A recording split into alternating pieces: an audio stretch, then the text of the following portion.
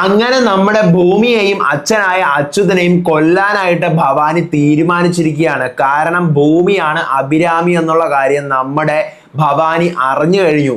22 വർഷങ്ങൾക്ക് മുൻപ് അച്യുതന്റെ കയ്യിൽ കൊടുത്തിട്ട് ഈ കുഞ്ഞിനെ കൊണ്ടുപോയി കൊന്നു കളയെന്ന് പറഞ്ഞതാണ്. ഇന്നിപ്പോ ആ കുഞ്ഞിന് 25ഓളം വയസ്സായി. ഭൂമി വീണ്ടും സൗഭാഗ്യപുരം വീട്ടിലെത്തുമ്പോൾ അവളെ കാണുകയും അവിടെ വെച്ച് യാദൃശികമായി അച്യുതനെ കാണുകയും ചെയ്യുന്ന ഭവാനിക്ക് സംശയം വരികയാണ്. ഇത് അഭിരാമി തന്നെയാണോ? 22 വർഷങ്ങൾക്ക് മുമ്പ് ഞാൻ കൊല്ലാനായിട്ട് ഇയാളുടെ കയ്യിൽ കൊടുത്ത കുഞ്ഞിനെ ഇയാൾ കൊന്നില്ലേ? ഇയാൾ സ്വന്തം മകളെ പോലെ ദത്തെടുത്ത് വളർത്തുകയായിരുന്നു. അങ്ങനെയാണെങ്കിൽ രണ്ടിനെയും വെട്ടിക്കൊന്നു കളയണം.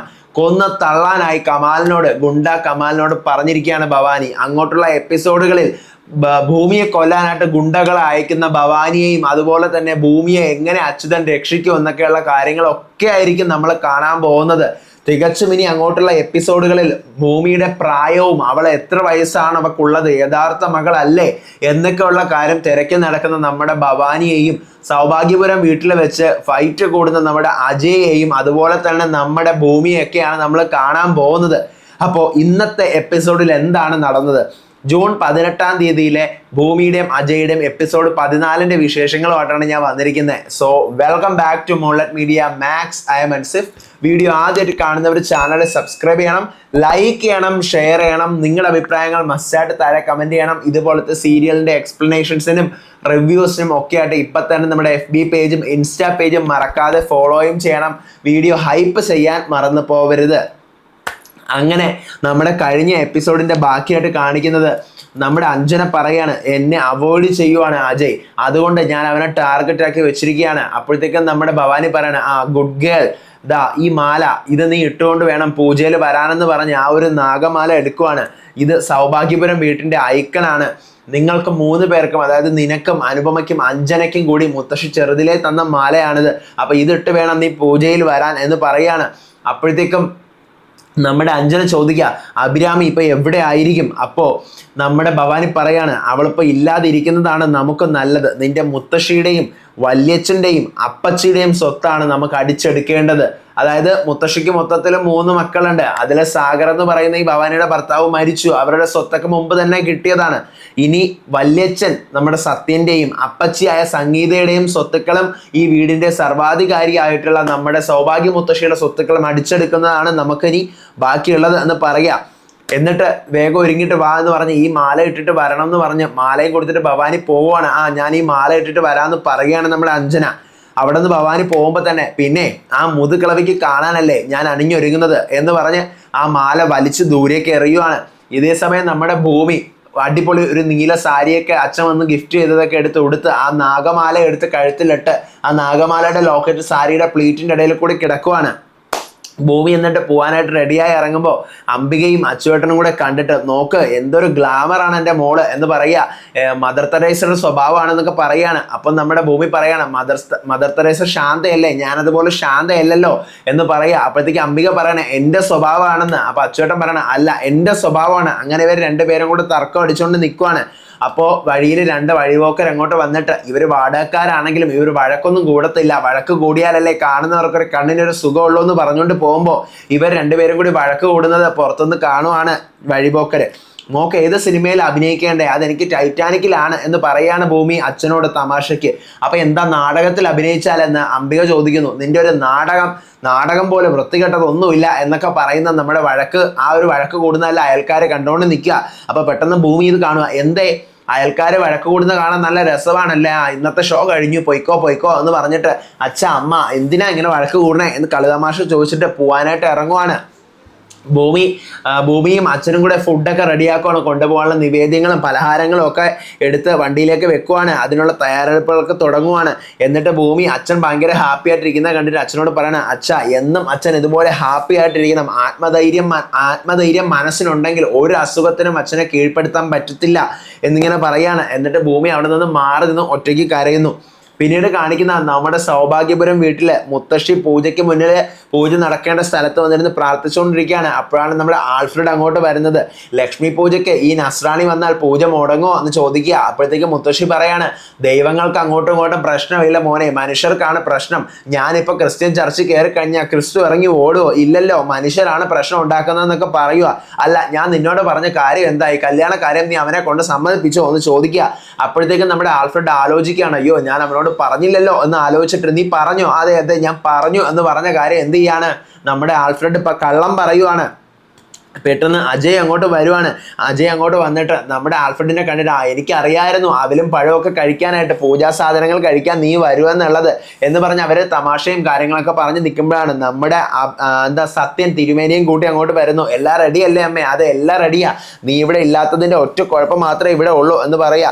എന്നിട്ട് മുത്തശ്ശി പറയാണ്, ഇന്ന് തന്നെ അജയുടെയും അഞ്ജനയുടെയും നിശ്ചയത്തിന്റെ ഡേറ്റ് തീരുമാനിക്കണം കേട്ടോ. നീയാണ് അമ്മാവൻ, നീയാണെല്ലാം മുന്നിൽ നിന്ന് നടത്തേണ്ടതെന്ന് സത്യനോട് പറയാ. അപ്പോഴത്തേക്കും ഇതെല്ലാം ഭവാനി മുകളിലത്തെ നിലയിൽ നിന്നും സ്റ്റെപ്പിലൂടെ ഇറങ്ങി വരുമ്പോൾ കണ്ടുകൊണ്ടിരിക്കുകയാണ്.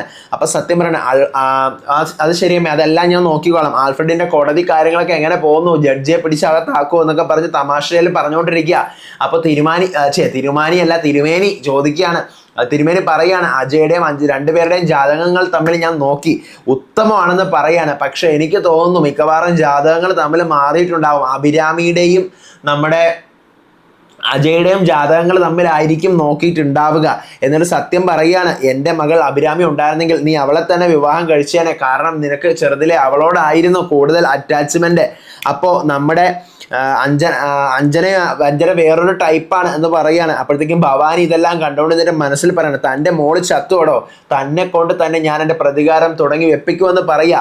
പിന്നീട് നമ്മുടെ എന്താ പറയാ, അഭിരാമിയുടെ കാര്യം ഈ പറയുന്ന നമ്മുടെ സത്യം പറയുന്ന കേട്ടിട്ട് അഭിരാമിനി ജീവിച്ചിരിപ്പുണ്ടോ എന്നൊരു ചെറിയ ഡൗട്ട് നമ്മുടെ ഭവാനിക്ക് തോന്നുവാണ്.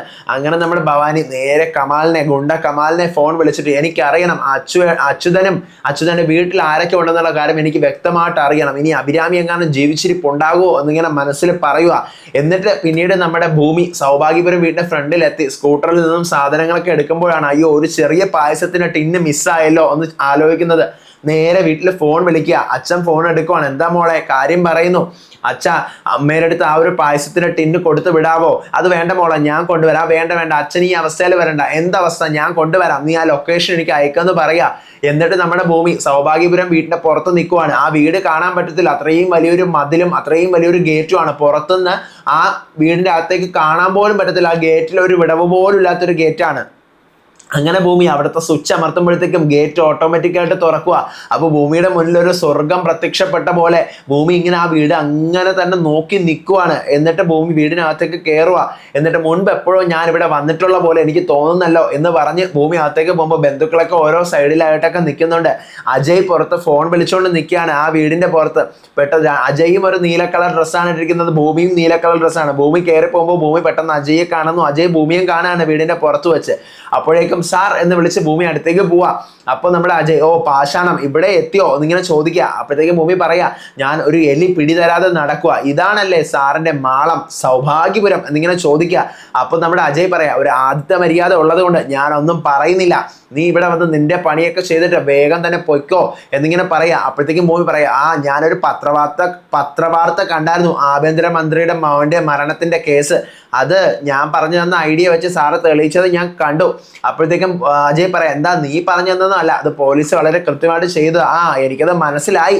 കോടതിയിൽ ഞാനൊരു പരാതി കൊടുക്കാൻ പോവാണ്, തലച്ചോറ് കവർച്ച. ഞാൻ ഐസ് ബ്ലോക്കിന്റെ കാര്യം പറഞ്ഞു തന്നതും അതെല്ലാം ബുദ്ധിപരമായി സാറ് യൂസ് ചെയ്തതും സാറ് തെളിയിച്ചതൊന്നും എനിക്കെല്ലാം മനസ്സിലായി എന്നിങ്ങനെ പറയുക. അങ്ങനെ അജയ് ഒരുമാതിരി അങ്ങ് ആയിപ്പോവാണ്. ഇതെല്ലാം നമ്മുടെ അഞ്ജന മുകളിലത്തെ നിലയിൽ നിന്ന് കാണുക. ഇവൾ ആരാ അജയോട് തട്ടിക്കയറാൻ മാത്രം, എന്തായിരിക്കും കാര്യം എന്നിങ്ങനെ ചിന്തിക്കുക. എന്നിട്ട് ഭൂമി ഇതെല്ലാം പറഞ്ഞിട്ട്, സാറിന് ഈ സത്യങ്ങളൊക്കെ ഞാൻ പറഞ്ഞുകൊണ്ട് എന്നെ തല്ലണമെന്ന് തോന്നുന്നുണ്ടോ എന്നിങ്ങനെ ചോദിച്ചിട്ട് അവിടെ നിൽക്കുക. അപ്പോഴത്തേക്കും നമ്മുടെ അജയ് വീടിനകത്തേക്ക് കയറി പോവാണ്. ഭൂമി ആ വീടിങ്ങനെ നോക്കി ചിരിച്ചുകൊണ്ട് നിൽക്കുവാണ്. അഞ്ജനയും ഇത് കണ്ടുകൊണ്ട് ഞെട്ടിക്കൊണ്ട് മുകളിലത്തെ നിലയിൽ നിൽക്കുക. ഇവിടെ വെച്ച എപ്പിസോഡ് അവസാനിക്കുന്നത്. നാളത്തെ എപ്പിസോഡിൽ നമ്മുടെ ഭവാനി നമ്മുടെ അച്യുതൻ ആ ഒരു വീട്ടിലേക്ക് പായസത്തിന് ടിന്നും കൊണ്ട് വരുവാണ്. അപ്പൊ നമ്മുടെ പൂജ തുടങ്ങുന്നു, ബന്ധുക്കളെല്ലാം നിൽക്കുന്നു. അപ്പൊ മുത്തശ്ശി ചോദിക്കുക, ആരാ ഇപ്പൊ പുതുതായിട്ട് വന്നത് എന്നിങ്ങനെ ചോദിക്കുക. അപ്പോഴേക്കും ഞാൻ ഭൂമിയുടെ അച്ഛനാണെന്ന് പറയാണ്. അപ്പൊ പിന്നീട് നമ്മുടെ ഭവാനി അവിടെ വെച്ച് യാദൃശ്ചികമായി അച്യുതൻ കാണുമ്പോൾ അച്യുതന് മനസ്സിലാവാണ്, ഓ ഭവാനി ഈ വീട്ടിലെ ആണോ, അതായത് എൻ്റെ മകൾ ഭൂമി ഈ വീട്ടിലെ കുട്ടി തന്നെയാണ് യഥാർത്ഥത്തിൽ എന്നിങ്ങനെ നമ്മുടെ അച്യുതന് മനസ്സിലാവുകയാണ്. എന്നിട്ട് പിന്നീട് അച്യുതൻ ഭവാനിയെ വീക്ഷിക്കുമ്പോൾ ഭവാനി കമാലിനെ അവിടെ വെച്ച് നേരിട്ട് കാണുവാണ്. എന്നിട്ട് ഭവാനി പറയാണ്, ആ അച്യുതന്റെ മകൾക്ക് ഇപ്പൊ എത്ര വയസ്സുണ്ടെന്ന് കണ്ടുപിടിക്കണം, അവളുടെ എന്നിട്ട് അവരെ കൊന്ന് തള്ളണം എന്ന് പറയാണ്. അതിനിടയിൽ കുറെ സംഭവങ്ങളൊക്കെ ഉണ്ട്. അതായത് നമ്മുടെ ഭവാനി ഉദ്ദേശിക്കുന്നത് അയാളുടെ മകൾക്ക് ഏതാണ്ട് 25ഓളം പ്രായമാണെങ്കിൽ അയാളുടെ യഥാർത്ഥ മകളല്ല എന്നുണ്ടെങ്കിൽ ഇത് ഉറപ്പായിട്ടും അഭിരാമി തന്നെ ആയിരിക്കും. അങ്ങനെയാണെങ്കിൽ അവളെ കൊന്ന് തള്ളണം എന്നാണ് നമ്മുടെ ഭവാനി ഉദ്ദേശിക്കുന്നത്. എന്തായാലും നാളത്തെ എപ്പിസോഡ് കിടുക്കനായിരിക്കും. നിങ്ങൾക്ക് എല്ലാവർക്കും ഈ എക്സ്പ്ലനേഷൻ ഇഷ്ടപ്പെട്ടെങ്കിൽ മറക്കാതെ ചാനൽ സബ്സ്ക്രൈബ് ചെയ്യണം, വീഡിയോ ലൈക്ക് ചെയ്യണം, ഷെയർ ചെയ്യണം, നിങ്ങളുടെ ഒപ്പീനിയൻസ് എന്തായാലും കമന്റ് ചെയ്യണം. അടുത്ത വിശേഷമായിട്ട് വരാം എപ്പിസോഡിന്റെ. അപ്പൊ അതുവരേക്കും ബൈ ബൈ.